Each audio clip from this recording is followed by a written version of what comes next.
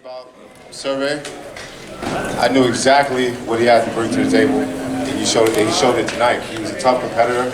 I'm glad I got hit and was able to give it back and give the fans a really, really good show and earn this IBF middleweight championship of the world. Two-time champion, it feels great, and I think I'm in the best possible position in my career right now, so I'm looking forward to the near future. Carlos, we're going to open it to the floor.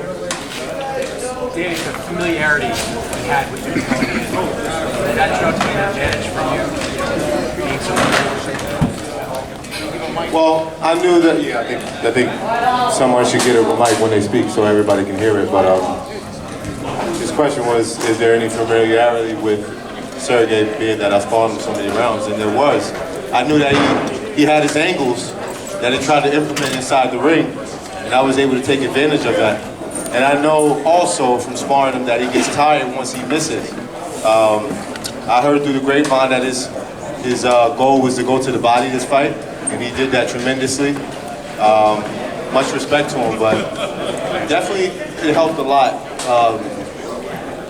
being inside the ring with him before, so I was able to use my advantages. But I've always said that sparring is totally different from being inside that ring. I wish I would have had a little bit more time that first round. Could have had another first rounder, spectacular knockout. But this is the sport of boxing. All I can do is be grateful in how I won with the unanimous. Was it unanimous? Split. Hey, I ain't gonna complain. I got the belt.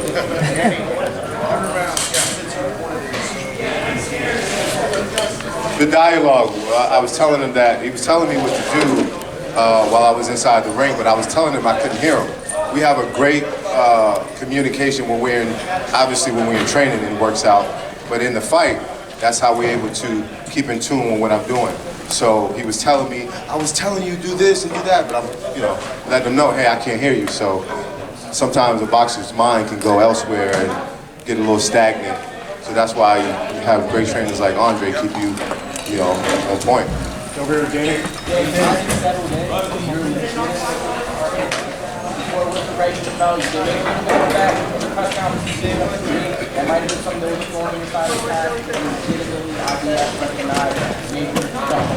Yeah, it hasn't kicked in yet, but I'm just grateful.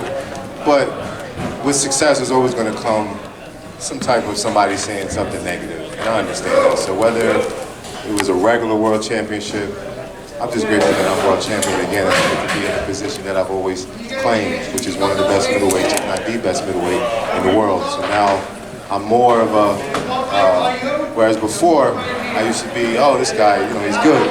It's more of a threat, not enough reward. So now I got the reward, so hopefully we can make these big fights in the future.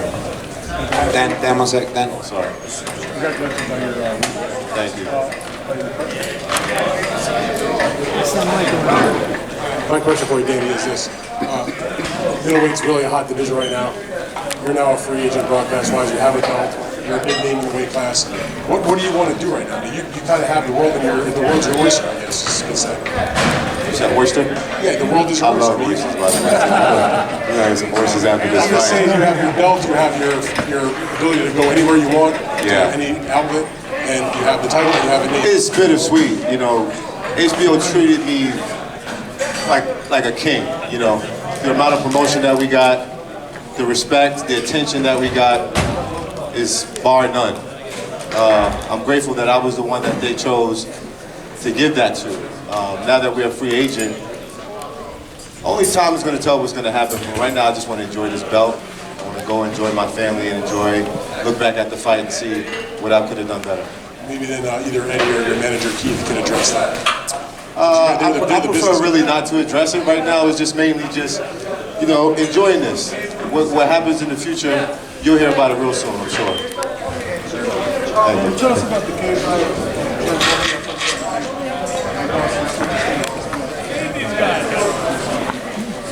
Well, switching southpaw is never Andre's idea.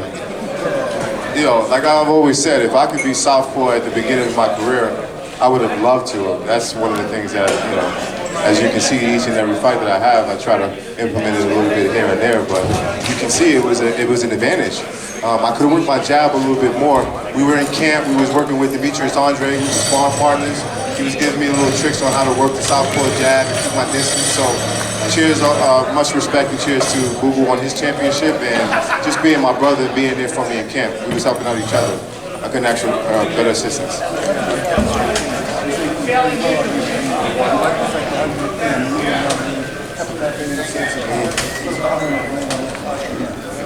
Yeah, no, I think I did very well. Like I said, you can always go back and see what you could do better.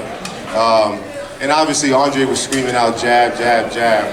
But I know Sergey was planning coming over that right hand or coming under that right hand. And he got a little pop, you know, I'm not gonna lie, he was going to the body very well. So that was really my biggest fear, was him coming over with a big shot. So I maybe didn't put too much emphasis on the jab, but I have my reasons for it.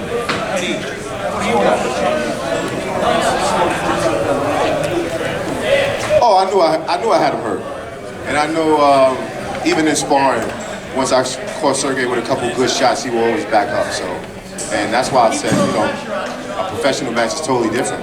Once you put those 10-ounce gloves on, the headgear come off. You know, those little things you used to do before, the triple jab or coming in without that worry, you got much more to worry about now, and we showed that. Danny, it was a very close fight. Danny, over here. Over here. Oh, sorry. It was I know the voice. It was obviously a very close fight. What are you thinking before the scores were read? How close did you think it was? I didn't think it was going to be that close. I knew I lost maybe a couple middle rounds, but the fact that one judge had me losing, I don't agree with that at all. But the fact that I got this victory, I'm not going to complain. All I can do is go back to the drawing boards and see what I can do differently. But what I would say is that I hope that judges, or some way, somehow, that boxers and fighters can understand what goes through the minds of the judges, or they can tell us prior to the fights the type of style that they're judging. So it's not like, you know, we're just completely oblivious to what we need to do in there, because you want to cater to your style, but you also want to cater to the judges, just in case you go to a decision and you get these bogus outcomes. Yeah, I'm gonna let you fight again. Sorry about that. They won't let me go, brother. Danny, congratulations Thank on you. the victory. It's no secret you guys knew each other real well. Yeah. But can you talk about like the emotional component, and Andre, you can answer the question too. The emotional component regarding this fight, knowing that Gary Starks and Cross on the other side, and you got your family and whatnot. What was that like? Listen, there was no emotion for me. Okay. This is kill to be killed sport. This man was trying to take away from my family. He was trying to take away from my future. In that very moment, for however long it lasted in that ring, there was no emotion from me. Afterwards, I felt some type of way, but not enough to, you know, let it affect me inside that ring. He's a true gentleman, and he has a beautiful family. This was the highest payday that he's ever had of his career, so I'm sure he'll be able to do well in the near future. And I wish him the best of luck. But as far as emotions inside that ring to deter me from wanting to take his head off, that wasn't there, brother. This ain't ballet.